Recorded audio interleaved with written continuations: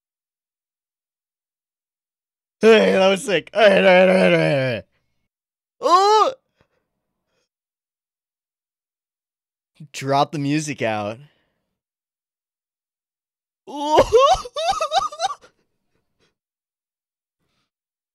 Precisely because of my weakness.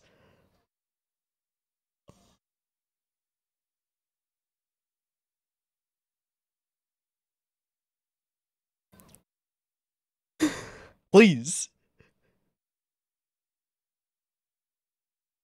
Bitch, what? No, you can't. So you're about to be super unfair now. No, she's got some kind of weapon in that shit. Oh my god, she's got rocket boobs.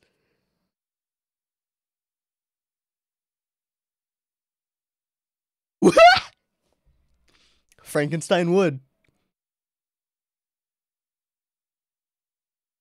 Do you though? Is that what you actually want? Which makes you just like us. Uh-huh.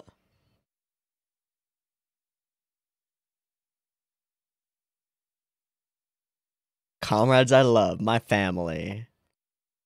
And yet she smiles.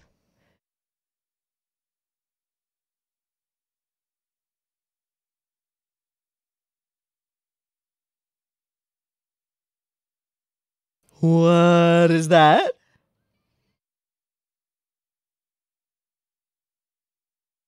That's new.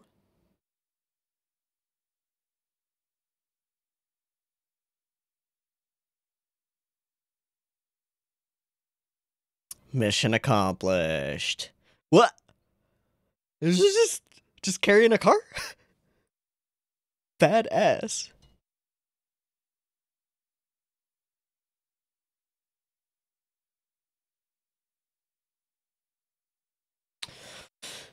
Oh.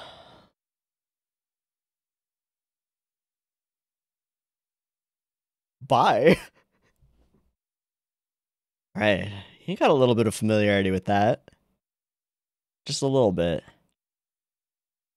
So they view themselves as inevitably outcasts. Looks like a weird saw blade thing?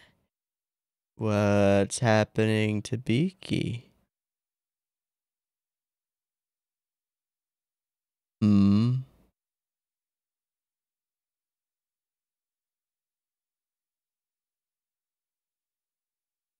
To accept. Ah, the back to tank.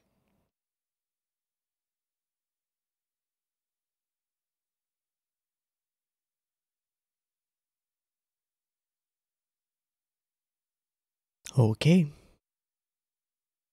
Where's this? Oh.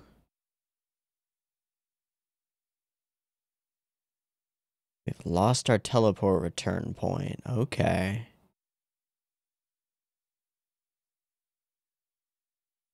Damn. This brings it to a really interesting personal place.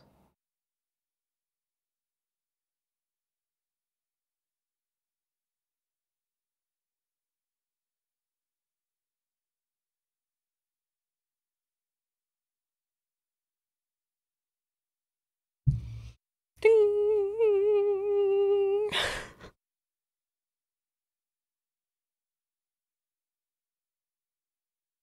Ding! Oh, is that a tracker? Shit. Got their location. Oh. Is that the activation of Shemha?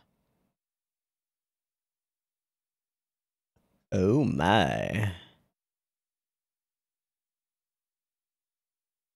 So we're still on your trail.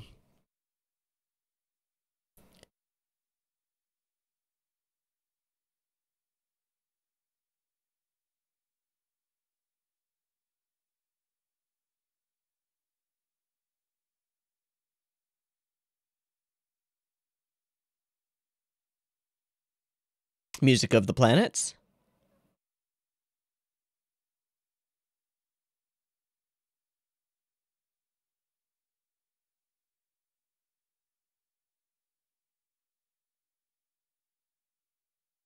The sound of alchemy? Maybe.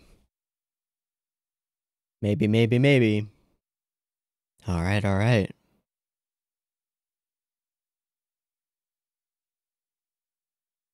Nice. Nice, Maria.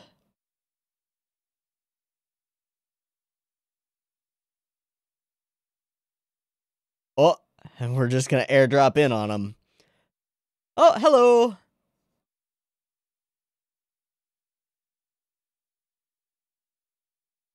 Again? More? Okay.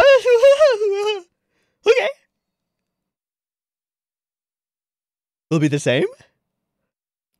Probably. Yeah. I'm glad.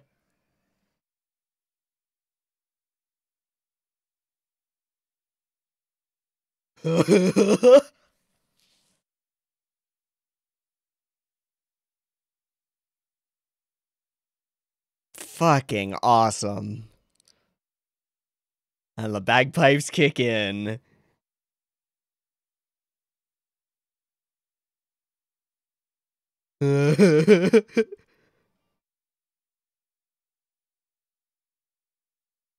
Oh.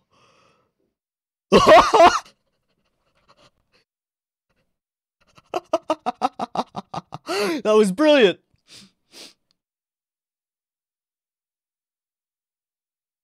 Smart gorillas.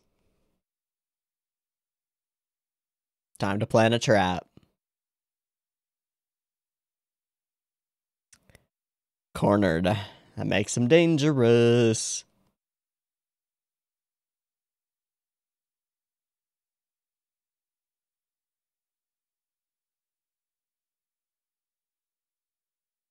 Okay. So it does seem to fuel their power to some extent.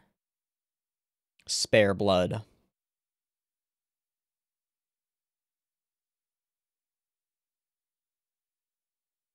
De arimas! Uh-oh.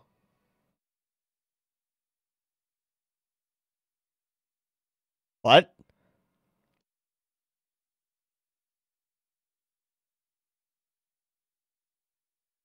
What are those?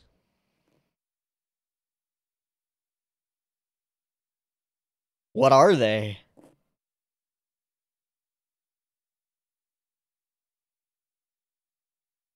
I'm gonna trap you in. Oh. And split you up? Some kind of magical alternate something. Nope.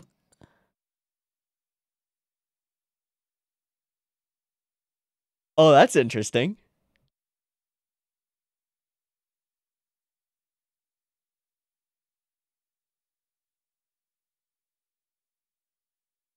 Oh.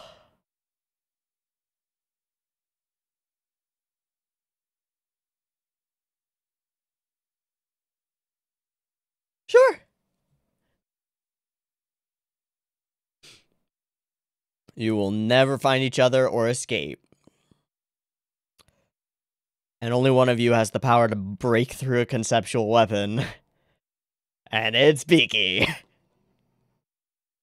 And you're being chased. Oh, hi, everybody. Ah.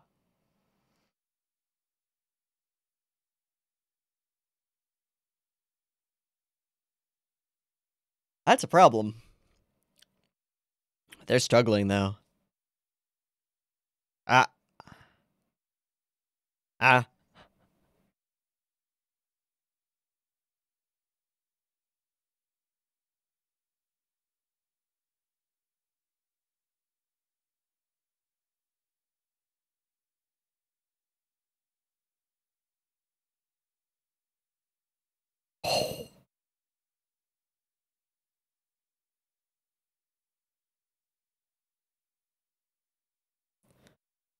Sanjemon? Hi, buddy. Huh? Huh. Mmm. Mmm!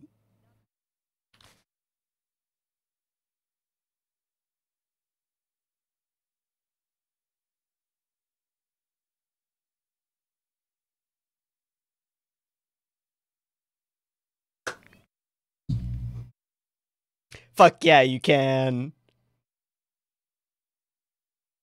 I don't think it's gonna work. I don't think that's gonna work. Nani?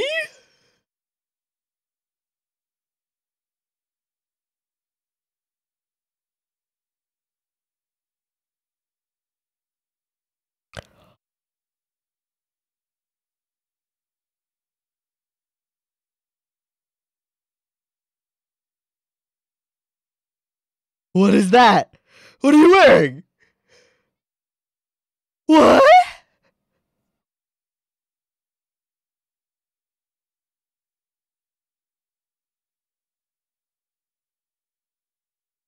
What?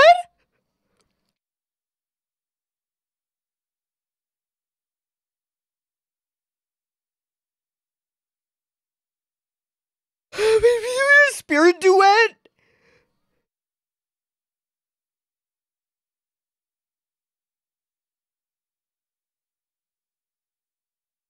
Did everybody get that?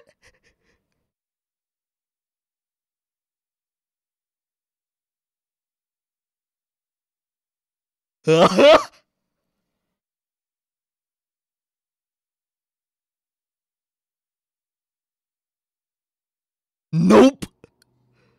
Nope. What? Ah, detach.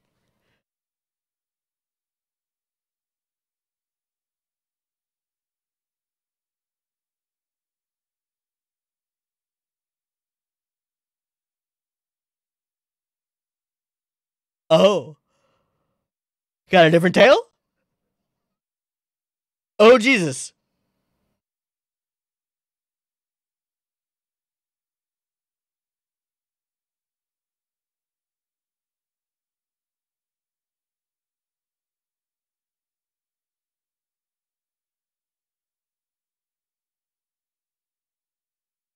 Huh.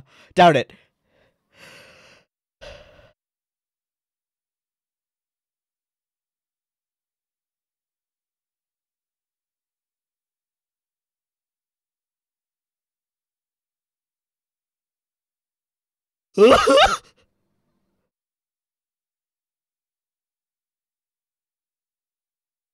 She's just playing baseball. I'm sorry.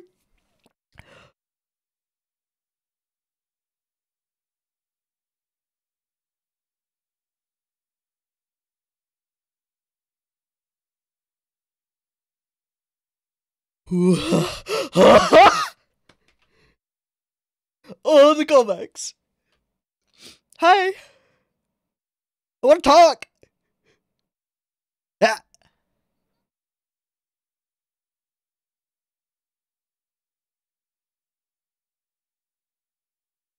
Nani? Doshite? Fuck off, Fudo. Oh my god, they're holding the whole... So we reach out to our enemies at the same moment that our real enemy is revealed. Okay. I did not think we were gonna see punch scarves anytime soon. I thought that was maybe never gonna happen, and then it just happened immediately?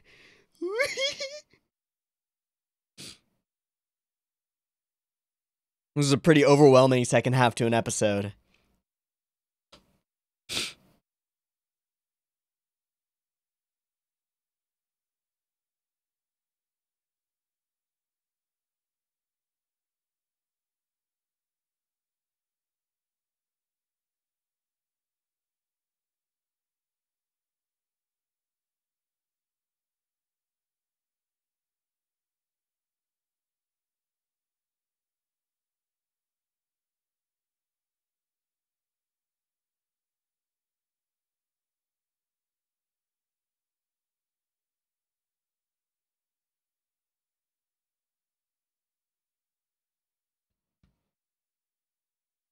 Version amalgam.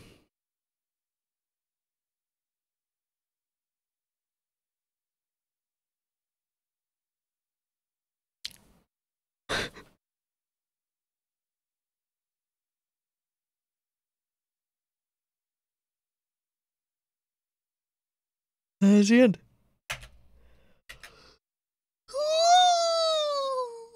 I love the show. I love it.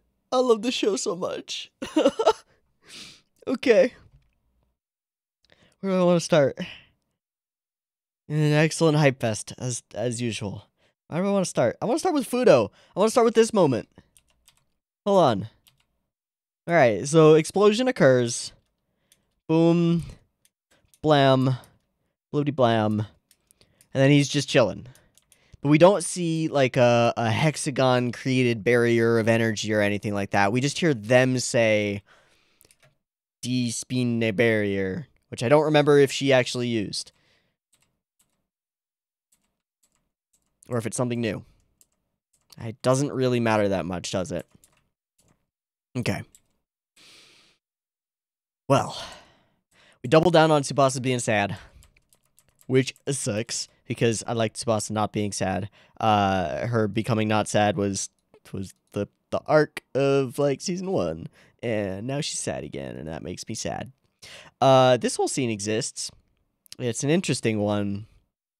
It doesn't really lean into any kind of theory about anything, but we're continuing to do this little touch base with Miku, hope that we can be together, but we got so much work, which could then fold into Miku, I must protect you by fighting you eventually, something along those lines, similarly to with Shen Shojing. I don't know. There's a pretty cute sandwich eating thing where the sandwiches just sort of evaporate. Boom, gone. Boom, gone. That is like Hibiki. It's great. It's nice. All right, and we move in. So we are comparing and contrasting the new kids on the block with the old kids on the block, and we like the old kids better, and for good reason, which we will see relatively soon. Oh yeah. Fuck, Millark. That's illegal. You are not allowed to be that sexy. You fucking evil vampire donutting lady. Not allowed to be that sexy. It's not permissible. Where is that one Millark face? Because I want to see how they executed that moment to make it. Yeah, okay, there it is. So, Fudo grabs her. She is shocked by how strong he is. He's super strong. I assume that has something to do with the family of Sentinel stuff. I mean, Ogawa was trained by them and is not even of their bloodline, and he's a super-powered ninja with the ability to teleport and turn into trees and stuff. All right, so she moves away, and then we get this cut. Oh, that's dope. What is going on with the shadow on her nose? It's being redrawn every frame, so we bump up to 30, or to 24 for this whole sequence. Put a lot of impact on it, and damn does it work. That is so effective. And then this guy makes the worst decision of his life, and explodes, because you idiot. Of course you explode. We return to Sad Basa, who's being sad. It's really sad. And then we move in to Argetlam. I feel like there's some element of the Ringo song in the beginning, at least, of her transformation sequence song. I don't know if there's just like a trill or a motif or something. There's just something that reminds me of it. So then we've taken Maria's whole chainsword aesthetic and chosen the next closest thing, just as we chose with Shirabe the ice skating and Kirika the pole dancing. And of course, Biki maintains normalcy, being just a super awesome martial artist badass who does lots of big based out poses and fucking awesomeness. But she gets ribbon dance, which is really cool, or rhythmic gymnastics. You can consider whatever you want. And this sequence is fucking amazing. The smears are awesome. The understanding of the way the body moves is amazing. The general fluidity of the whole sequence is dope. And then explodes out into the awesome little gemmy things and turns into weird, cool tech stuff. Wraps her up in chains. Her tits literally break out of those chains because they're too much to contain octane? I don't know. It's a really cool transformation sequence. It's just really cool. I like it. And she goes on, sings her song, wants to protect all the things that are within her reach, plunging through with courage, all that good stuff. Relatively similar to Biki's song in terms of content, Biki's original song in terms of content, but we'll get a change to that a little bit later. That's pretty great. And we do this moment, which is, hey, I actually just want to talk to you because I don't know if you're actually necessarily as evil as we think you are. Thank God. There's also some really cool fighting. This whole sequence of running around bullets and stuff is amazing. Argat Lam is badass. Hideki is badass. This whole thing's dope. And the whole little, it's not really an undercut, but the goofy tension of her, like, seductively pulling apart her boobs, and then she fires missiles out of them. That's nice. Do they get smaller after she fires missiles out of them? I feel like they did. I feel like they shrunk a bit, just a little bit, like down a cup size. Am I crazy? I might be crazy. I don't really care. Okay. Badassery, and Maria's song just continues on and continues on in the background here, which is wonderful. Only one reason I can fight instead of run. Comrades, I love my family and the bonds we share. Fuck yeah. Just flying, carrying a car. God damn. Millark is just growing on me. Yes, she murdered a child. I don't really care. She's great. What is that thing? It looks like a saw blade. Kind of. What is it? Is it a gear? Is it a blade? Is it a relic? I have no idea. I have no idea what that thing is.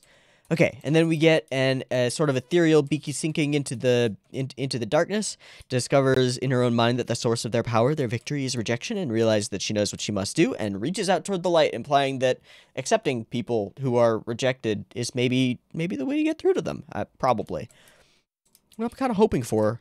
I like them, honestly. They're fine. They did some bads, but they're fine. This whole moment is a really interesting one to me, where we bring them to a very, almost an intimate level, not like sexually intimate. Like we're getting to know their characters and their relationships between each other as they sort of huddle together under one blanket in a vehicle because they have nowhere else to go. They're truly outcast. They're being hunted by superheroes, and they're like, they've got a time limit of the blood that they've been able to gather. The rest of the blood in the world apparently has been put in one place and is being guarded by those same superheroes who are hunting them. And they just have nothing. They have nothing. They've got apparently a powerful patron in Fudo, but he doesn't actually care about them. He views them as disposable and expendable, which we saw in the whole sequence where they activated Shemha and he was just using them as means to an end. This sequence is really important for giving us a bit of grounding on these characters and getting to know them a little bit better. And of course for the Yuri bait. Nice. And then we find a tracker. Reveal the tracker, show an Alfwalken waveform, which I assume is Shemha, because it was, actually we know it was, because it was activated. And then we find this weird sound that sounds almost like whale songs or other things. Yeah, it also sounds like what comes through a radio telescope, which makes me think that that's probably the music of the spheres, if you will, right? Like we've done a lot on the whole the 7 planets, the 7 notes of the scale, and that's probably what that is. It's probably a recording of it. Or it's the moon. I believe it's Maria who says that it's familiar. Yeah. I've never heard sound arranged like this before, but it still reminds me of somewhere. So maybe it's linked to the lunar ruins. Or this is the music of the custodians or something. I don't know. Maybe we'll find out. I assume we probably will. Okay, so Elf9 is going to investigate what that could be, and Noble Red doesn't seem to be accustomed to fighting weaker opponents. Nope, they're accustomed to fighting stronger opponents, which is why cornering them is not the best idea. We get Biki's transformation again. Can we just talk about this transformation again? Oh, it's so dope. All of these crazy forced perspective sequences, the ridiculous stuff going on here. What even? It's like old school mecha plus new school animation, and it's just awesome. It's just really good. Okay, and then we use it as a cool instant undercut. So we burst out, charge in, and get exploded. Get exploded on. Boom, and the song just ends. Hard cut. Nice. Super nice. But then, giant, weird, crazy conceptual weapon labyrinth. Pretty cool. Was kind of hoping we were gonna like end episode inside this place and maybe explore it a little bit with separated characters, but I understand we got a limited number of episodes. We got to jump through some stuff real fast. Maybe we'll get more of this labyrinthine place later. Don't know. But it's pretty cool. And then we explode, and then we end up inside what is essentially, it looks like the inside of the Lapis Philosophorum, the heart-shaped crystal things that we've seen before, existing inside of it, and we meet Saint-Germain again. Awesome. And we reach out to each other, and Hibiki Tachibana holds true to her entire purpose in the series, and big explosion, not what you expected, and everybody gets a wardrobe change. Tsubasa's got some panels of black all mixed in with her shit, and this cool thing in the center of her chest, and the weird like gem things all over her. These are cool. I don't know what they are. So they've removed all defensive capabilities from the Symphogear to turn all of their power, their energy into weaponization, and also being fused with the holy gold of the Philosopher's Stone stuff. Cool. Does everybody else get like a secondary thing from this as well? I hope so, because I want to see more stuff. I mean, Hibiki's scarf turning into gigantic gauntlet. All right, let's watch the actual cuts, because there are some dope cuts here. She punches forward or up, and then it expands outward frame by frame into a flower almost of gold. She punches through it, bursting it into goop. Ah, that was a dope impact frame, by the way. Into goop, which then coagulates and amalgamates itself into, yes, I did that on purpose, into something akin to her normal gauntlets, but they're not gauntlets. And they appear, and wait, is there a heart in the center of her hand?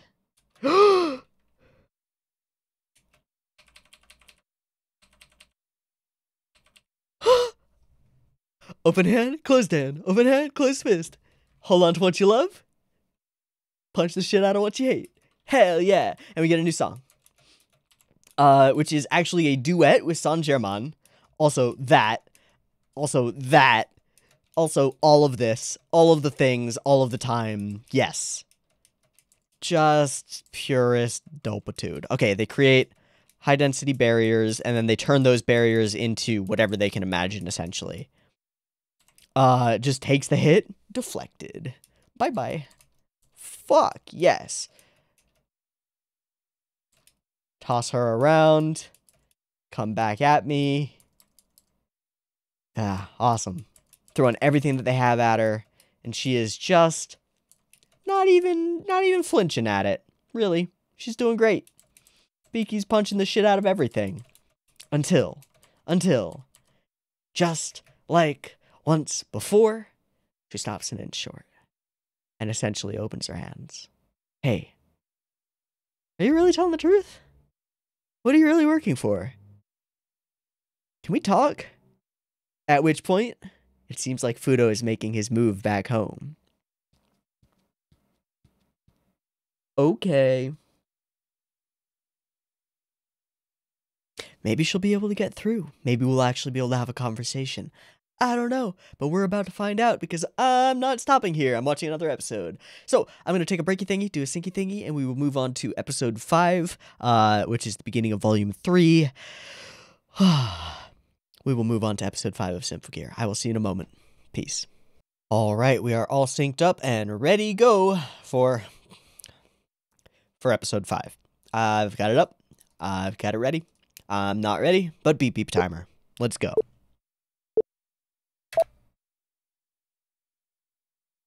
Okay. Just a weird VLC thing.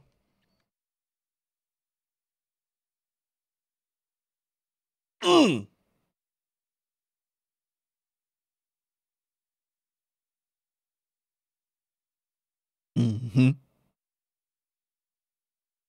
Mm-hmm. But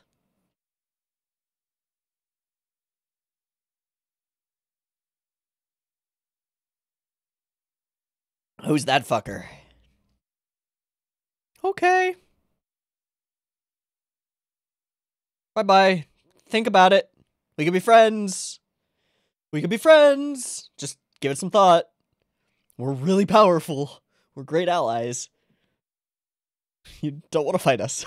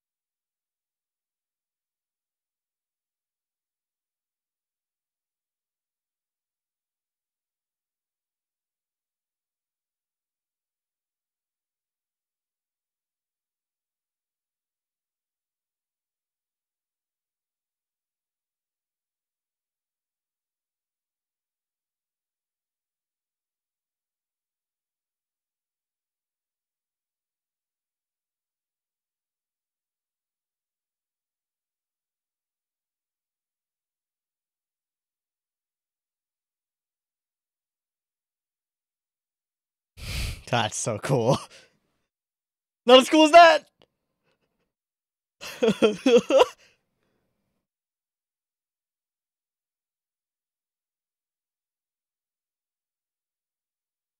Alright, we're back. What the bag hides.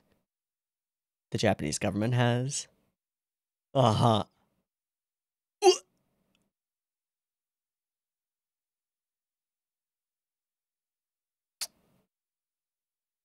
Aww. Uh-huh.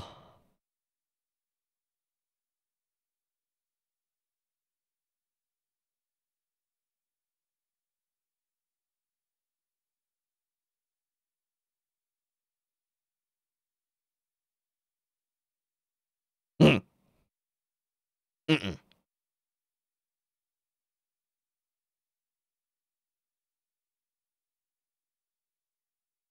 Jeez, they're going all in on making this guy dislikable.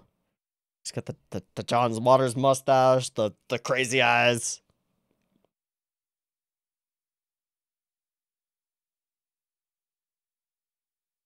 Dude, our weapons evolve like every couple weeks.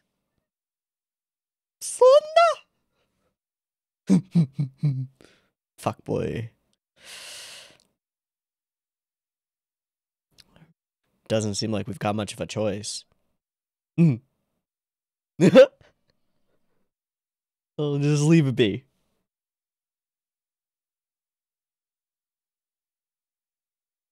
Except that you're going to be obstructing us from continuing our duties.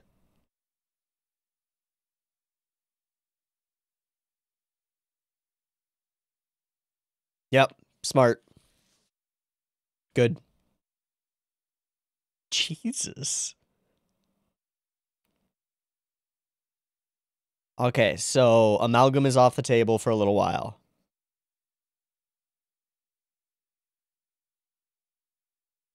Fuck off. It was Saint Germain's soul, yo.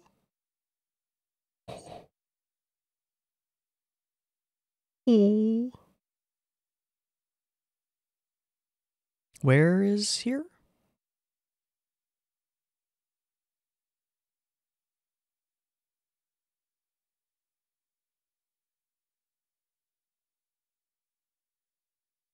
Is this the site of something? A previous battle? Blood? Or Shemha?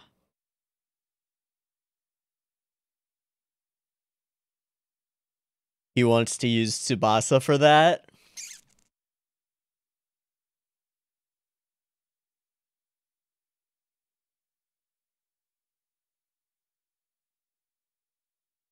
Oh, motherfucker's gonna withhold some shit.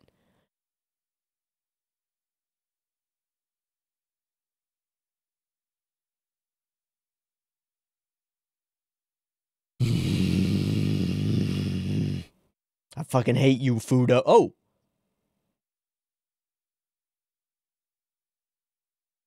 What's that? Ah.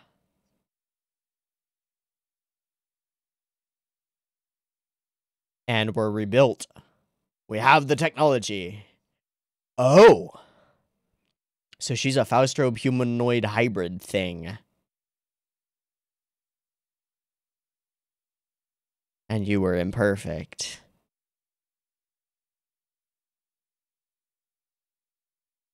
That sounds about right.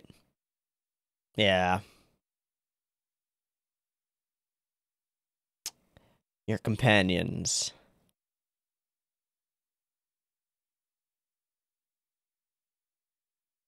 Oh, and it's just like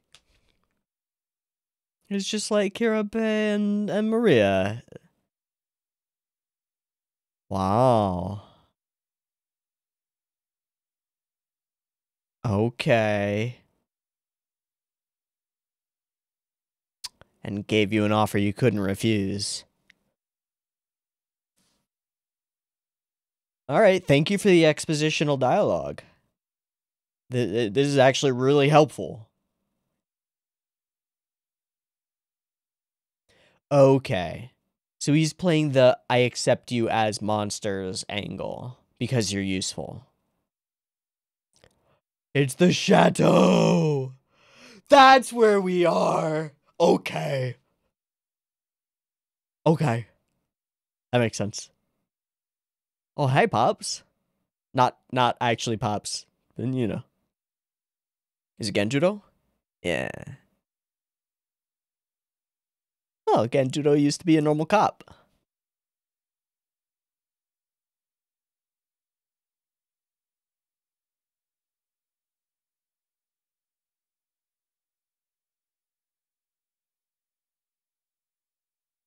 Uh-huh. Well, we got an interesting dynamic here.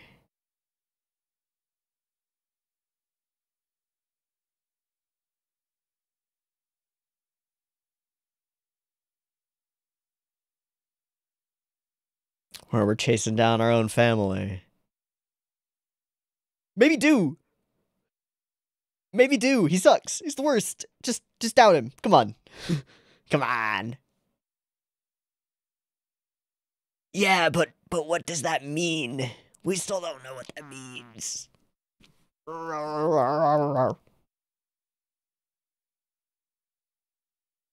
That'll get you killed, bud. Be careful, bud.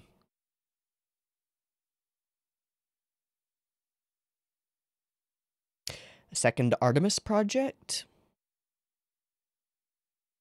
Artemis, Diana, deity of the hunt and the moon?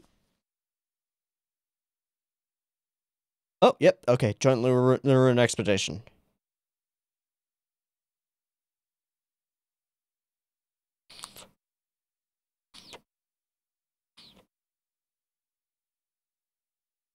Honestly, yeah. Yeah. Plus one to Yatsuhiro. He's down in the negatives already, but +1.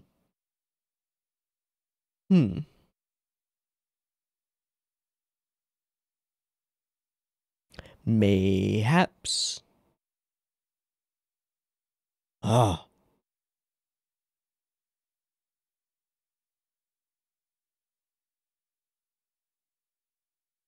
Okay. Oh, hi.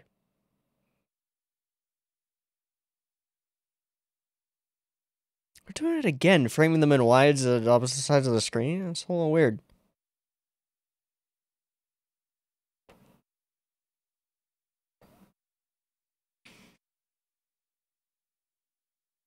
Yeah, you're pretty much shut down until further notice.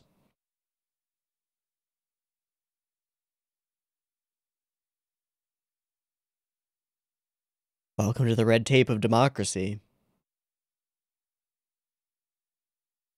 Flashbacks to 110 episodes of Legend of the Galactic Heroes. Aren't you? Yeah.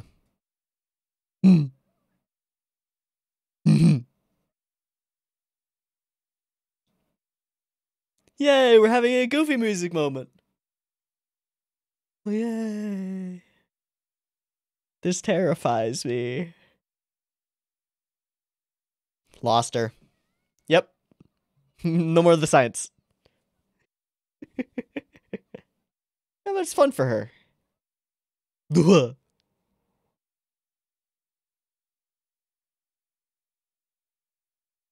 Toppen. Oh.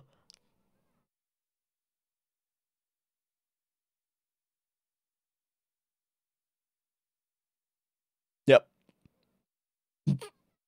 You're the party hamster.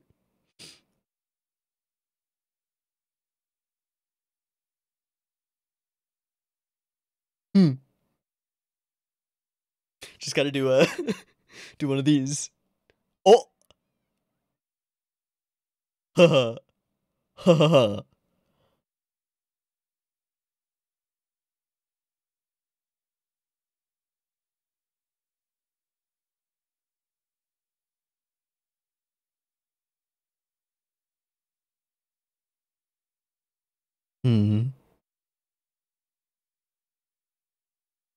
Eat lots. All right, we get a goofy little fun time break and karaoke. Oh, that was cool.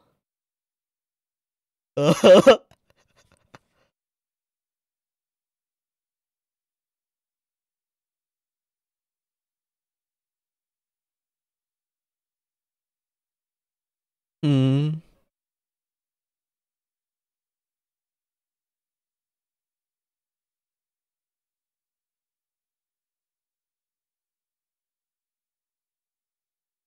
Yeah, that makes sense. I think you're working yourself into a real early grave, girl. Chillax. But you can't, I know.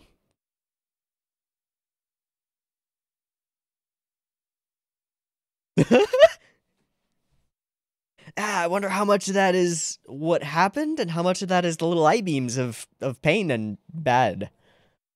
I don't know.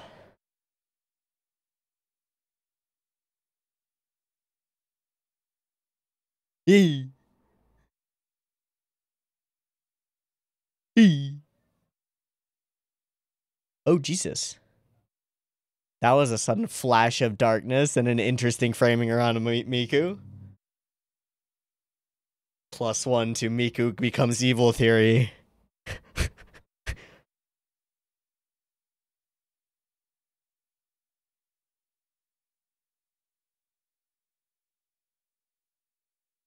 They never fight like this.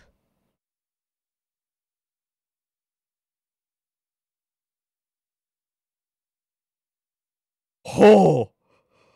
Ho!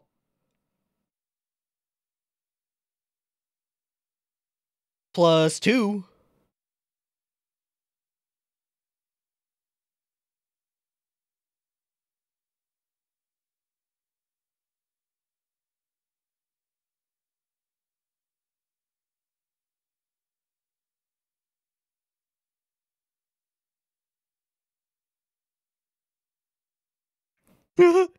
We got different people in the combat chairs? Yeah, who the fuck are you? You're not Tomosato.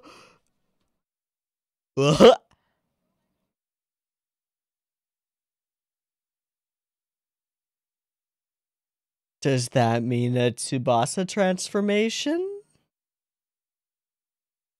It would.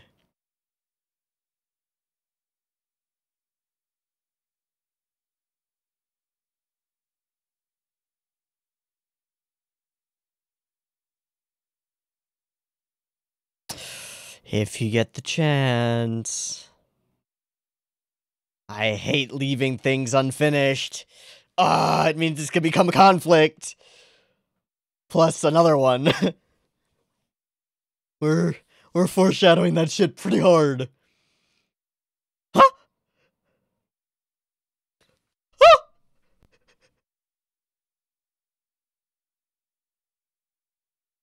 Jumping right into it. Ooh!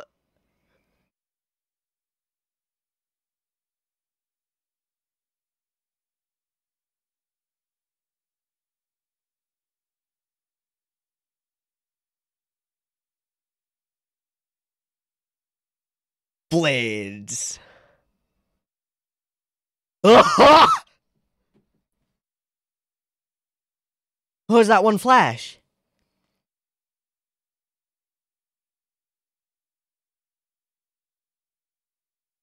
What was that?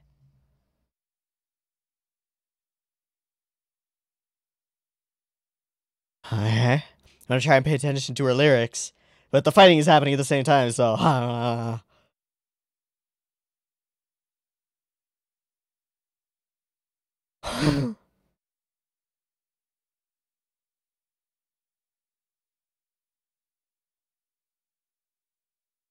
Even a grief may be forged into a blade of judgment. Wow!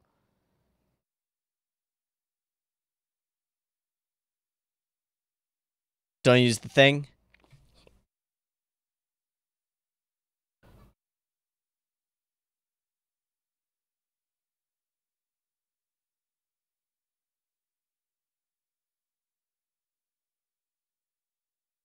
No, they don't.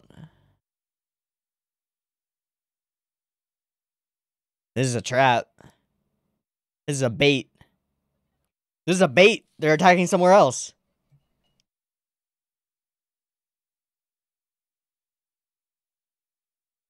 P and a sword. By the book, by the rules.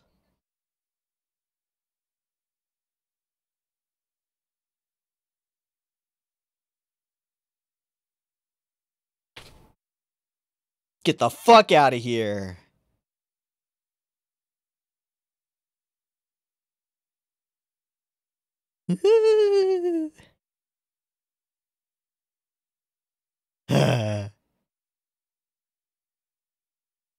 Are we gonna undercut with a dwing?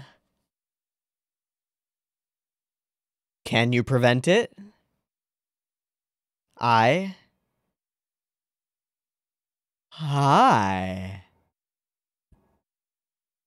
She's not. She's not. No. It's something. Calm yourself. You're now destroying public property. Oh, fuck. She's got a direct link to fucking with you. Yeah, hacking wildly. And doubting herself. Wow!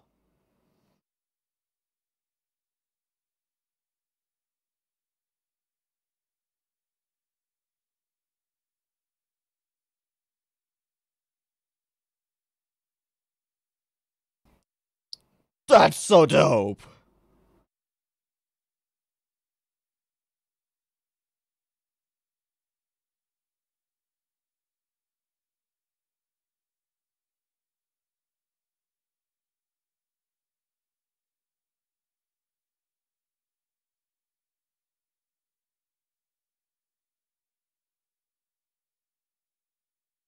Don't go on a rampage, bossa. Holy shit, that's new.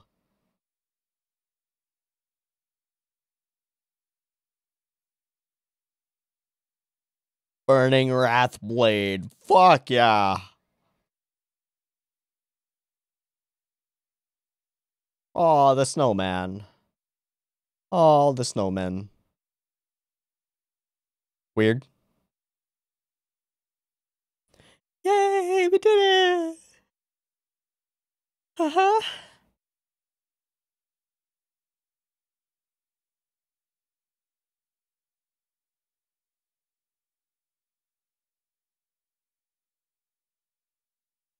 You alright there, bossa? You doing okay?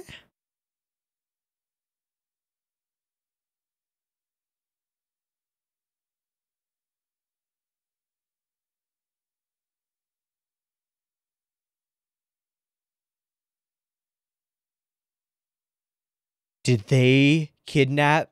No, okay, they're just running. But this whole thing was a bit...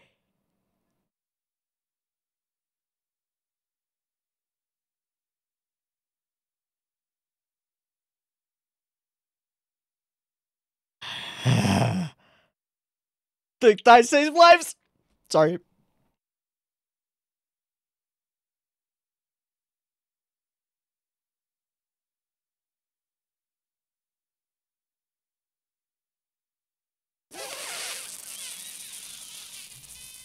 Fuck!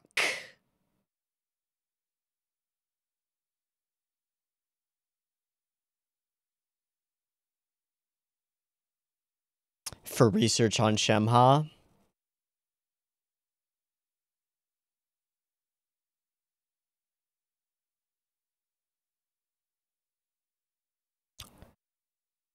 Take Miku as well?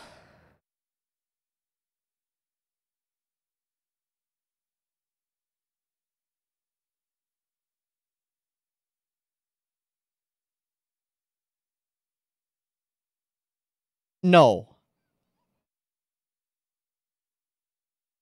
Nah, she's fine. Nah. I'm not even worried. No, we've done this before. We've been around this block a couple of times. Miku's fine. She's fine. I'm not even worried. I'm definitely not saying this to try and convince myself. Nope, she's fine. She'll be okay.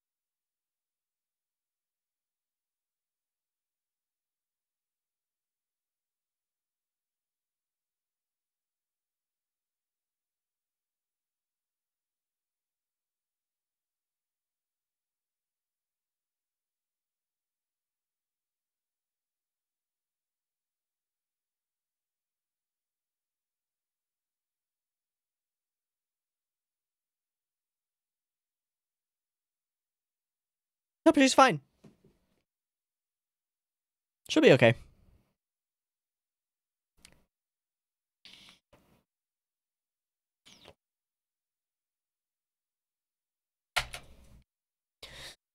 Lovely. Okay. Interesting episode. So, I think my instinct was to be correct to be terrified by the goofiness. Once this piece of soundtrack... No, this one. That one. That's the we're having fun at school, being normal girls type soundtrack. It always comes right before everything goes to shit. And things went to shit in this episode. I said it while we were fading out, but I'm very confident that Miku is not going to die here. This is a solid cliffhanger, and it works, and it's fine, but we've done this before, right? Like, Symphogear has done, oh, Miku's dead, Hibiki watched her fall off a building, or, oh, Hibiki's dead, Miku watched her get crushed by rubble. Like, we've done this before. We know this doesn't end in Miku being insta-dead. There's way too much going on with Miku right now for her to be dead. It's gonna be a big old thing later. I'm super confident in it, and I'll show you why. Where do we start? We start at there's the bath scene, and then there's the sitting at the karaoke table scene. So, bath scene.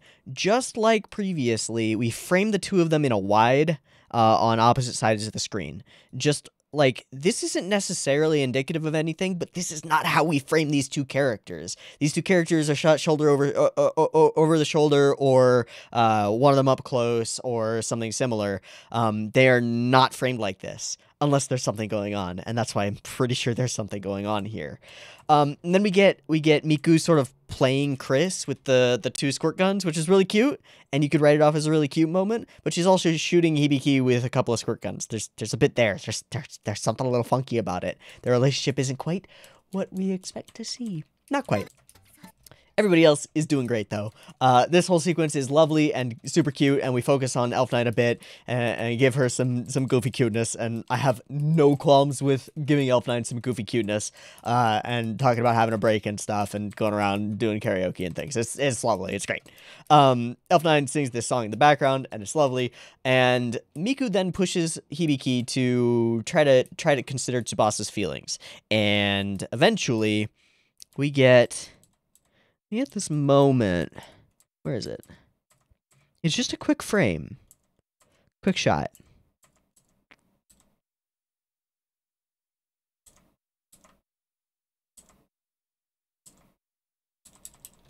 Where's the dark one? It's right when we start this conversation, I think. There it is. Okay. That is not how we frame motherfucking Miku. It is not how we frame her. We frame her head on, or like in a pleasant, light, bright way. She is darkened. She is shadowed. And this is BD, so it's not like TV shadowing or anything added after the fact. And she is cut off in half at a Dutch angle. Like, layers of shit is wrong with this situation in this one frame, infinite. A whole lot of layers of shit is wrong with this situation in this one frame, including lashing out at Hibiki, which is not something that Miku normally does. And this is the reaction that Hibiki has, and it's our emotional touchstone as well. This is like, Miku, what the fuck? Holy crap. And then that's not what's important here. Do you know how she feels? And we're out with it. Miku has been harboring self-doubt and guilt for putting Hibiki into danger by innocently inviting her to a Zviowing concert some years ago. Oh, that's so clever. That's so clever. Of all of the things that Miku could possibly have as a motivation that maybe goes against Hibiki's motivation, that one is perfect. Because from her perspective, it makes a whole lot of sense. It aligns with her Shenshojing, like, brainwashed, manipulated mentality of, like, you don't need to fight anymore because I'll make sure you don't have to fight anymore. It'll be great. Oh, maybe that won't work. You kind of need to fight. And then Miku has been the housewife until now. And now she's finally letting out some of her own emotions. Hey, why don't you consider how I feel, is what she's really saying when she's asking about how Tsubasa feels. Ooh, baby. Ooh, baby. That's great. I always held back on the sorry. Miku, why haven't we actually talked about this? And we are conveniently or inconveniently interrupted by the arrival of Alkanoids. So we can't actually come to any kind of conclusion or talk this out or anything, which means that it is a floating conflict. Let's coin the term floating conflict, shall we? There is floating conflict now between Hibiki and Miku that we can later grab, bring down to earth, and tap into to create motivations for both of these characters, potentially in opposition. Fantastic. It's actually really, really brilliant. It's super simple, but it's real brilliant. And it's a little bit more deftly done than Symphogear usually is with this kind of stuff. So I appreciate it, and I'm looking forward to it. All right. Alkanoids are attacking. We can't talk about this. We'll talk later. Great. The whole we'll talk later is a death flag on its own. I would say it's a false death flag, because they want you to think that, oh, maybe Miku could die, but I'm sitting here, I'm like, nah, Miku's not gonna die. There's no way. We're setting her up to be the what's the word for it? Unintentional villain doesn't quite have the nuance that I'm looking for. It's accurate, but it's not quite there. It's that there's a sense of naivete there, like she'll be fighting for good intentions without understanding the whole scenario, which honestly has been the nature of all of our Symphogear users from the beginning. I don't know. We'll see. Some weirdly awesome animation on this jizz flying off of all of these alkanoids. Really cool liquid effects, I don't know. And then Ame no Habakiri. This transformation is nuts. Rewatched it. Glad I did. Skimmed through a couple of sections. It is gorgeous. It is clear that whoever animated this loves Tsubasa and her sword motifs and imagery. She slams down and there's fire everywhere, and it does the whole thing where it goes up her whole body. And then what's amazing is how stoic she is in her emotions. She's not goofy or playful the way that Kirabe and Kirika. It's because I call them Kirabe as a duo, as well as the Zaba babes and all that jazz, but I call them Kirabe because it works. My bad. She's not as playful as they are, or as like gung-ho and Neketsu hot-blooded as Hibiki is. She's stoic. She's always been that stoic straight man sort of character, and it actually shows through in her motions. She's doing these like careful, almost Tai Chi-esque, given the way that they're animated so slowly and carefully. These Tai Chi-esque, almost katas with the blade. Oh, it's so Tsubasa. It's so her. All right, and then we burst out all these gems, do a cool spin, lots of fire. Blades on blades on blades, stacks on stacks on stacks, man. And then there's this moment where, yeah, in the midst of her arm gauntlet thing coming in, so the little gems turn into blades, they wrap themselves around her arm gauntlet, it becomes an actual gauntlet thing, and it's awesome. She then slices, and she fourth wall breakingly slices through the screen that we see to create the background, which is also part of the motif that's used on the edges and borders of her attack frames. With these like traditional, almost origami paper or traditional patterned things, and origami makes sense because there are the cranes there. Slice, slash. Okay, and we get these awesome moments, the blue fire over everything, and this is a ridiculous sequence. I need to talk about it because I had to frame by frame it a couple of times to really understand what was going on here. I don't even know how to start. Okay, so we're still animating on 2s, but every frame that we actually see gives us everything we need to understand about Tsubasa's like current position and momentum in that moment.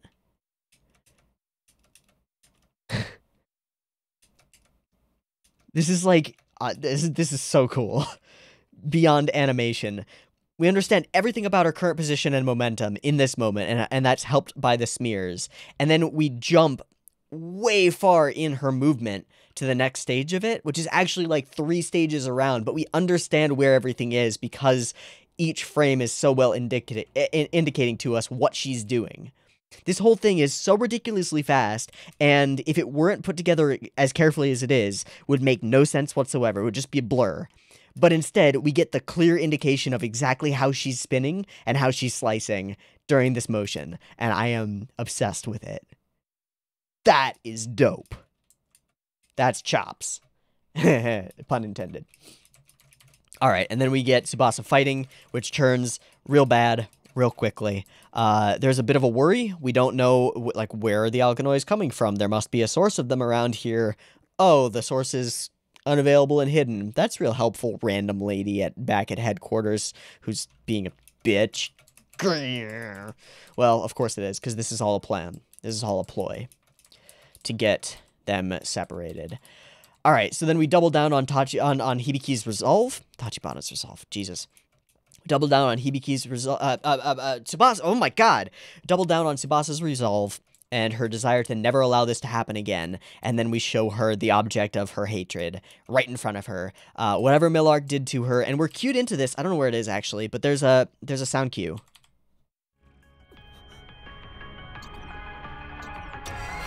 That one with the neighing horse in the background and the twang at the same time.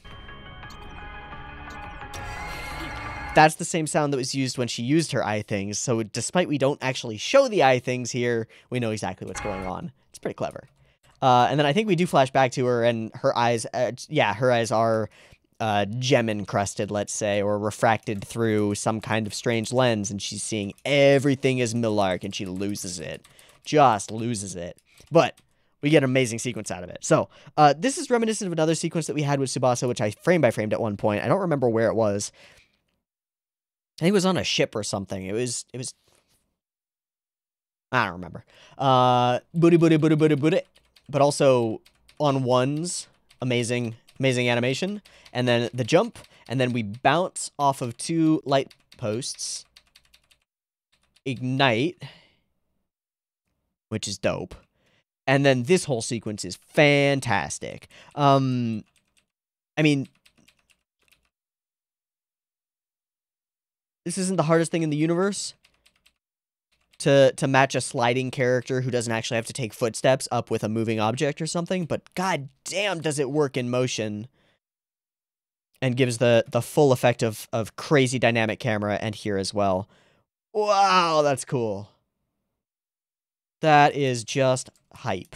Just pure hype. This whole sequence is just pure hype.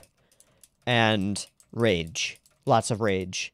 And then we melt all the the snowmen, which is kind of sad. I wonder if it's intended to be. I think so. I mean, it's supposed to indicate that, like, Tsubasa is burning up everything around her, and even we used showed the snowmen when they were going out for the goofy times. We had a little bit of a focus on it. So I guess she's burning away their goofy times. Yeah, there's the snowman. And it's a little bit of a stretch. I'm not gonna say that it's too deep. It's fine. All right, and then we get Millark's arrival. Smashes a security camera, and then we pan up the. God, that girl squats. You just know it. Girl squats. That is unfair, Millark. You are not allowed to be so hot and so evil at the same time. It's illegal. Seriously. Miku tries to do a protect on Elf9. This guy reveals himself to be just as creepy as we expected he was. Fucking asshole. And then we get a gout of blood. This is a clearly intentional hit cliffhanger. I doubt that it'll come to fruition. I'm pretty sure Miku's fine. I'm pretty sure Elf9 will probably be fine as well. Although Elf9's probably a little bit more expendable than Miku, but they need her for research on Shemha, I assume. So, Miku's fine. I'm not worried about it. She'll be back. Maybe as a villain. Probably as a villain. I can't wait. We got our last 2 transformations in this episode, or in these 2 episodes. We got Maria, we got Tsubasa. I will say, honestly, they didn't have the same impact. Hibiki's has this monster impact because 1, it's a dope as fuck transformation, and 2, it's the real moment where the show goes, hey, just by the way, we're throwing everything we have at this for this season. It's going to be amazing. Okay.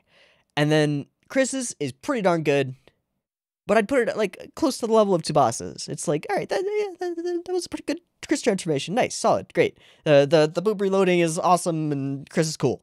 Love it. Great. Then we hit Kirika and Shirabe. And the combination of the fact that their songs work together, that we get bits and pieces of their unison, and that both of their transformations are just better. They're just cooler. There's more stuff going on. There's more interesting ideas in their transformations. Shirabe with the yo-yos, the figure skating, the ramping, the little catchphrases, the yosh, the ready go. Kirika with the stripping and the sexy and the crazy morphs of bladed objects into her actual gauntlets and like pieces of her equipment and stuff. I think those 2. Over this next week, I will almost inevitably go back and watch many scenes from XV episodes 4 and 5. But I will also go back and watch episodes 2 and 3 again because they make me happy.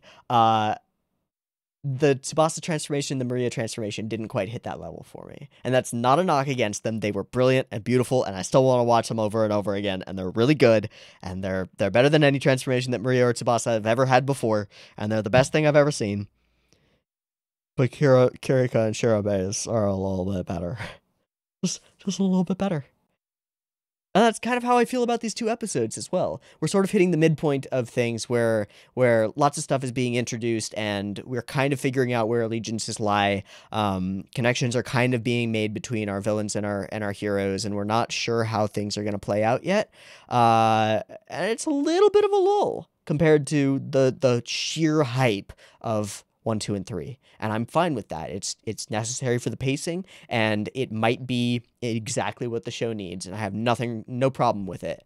But I will say wholeheartedly that I think I like episodes 2 and 3 more than episodes 4 and 5 so far.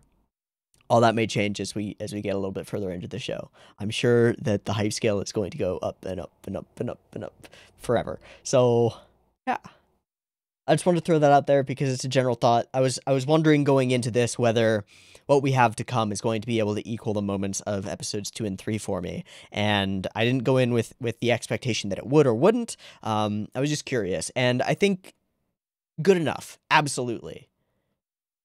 But exceeding what we experienced in 1, 2, and 3? Nah. Maybe reaching the level. Maybe. All right. So, we've got our attempts to reach out to the current enemies. We've got Fudo doing his bad juju all over the place. We've got a potential kidnapping and or maybe murder, not likely, of both Miku and Elf9, which is bad because it's bad. And Tsubasa's going crazy. There's a lot happening. All right. Well, that's going to be our Symphogear for the day. I've been Teeaboo. This has been Symphogear Exhiv, episodes 4 and 5. I hope you've enjoyed them as much as I have. I'm going to stop here. I know some people were saying that, like, oh, you should watch 4, 5, and 6, or you should watch through episode 7, or whatever. I'm going to continue doing 2 episodes per week because we know when the Blu-rays for the last volume are going to drop, but we don't know when the rips of them will be available online, and I want to make sure that I've got a little bit of leeway and that we don't end up having to take like a week break to wait for Blu-ray rips of Exhiv episodes 11, 12, and 13. I just don't want to get there and be like, I want to watch more, and I can't. So we'll just pace ourselves through this season. It's hype enough as is, and I will see you next week for probably 6 and 7. Okay. And as usual, if you want to get next week's reaction a little bit early, you can do that. It's on Patreon. Cool. Yes. All right. I'll see you next time. Peace.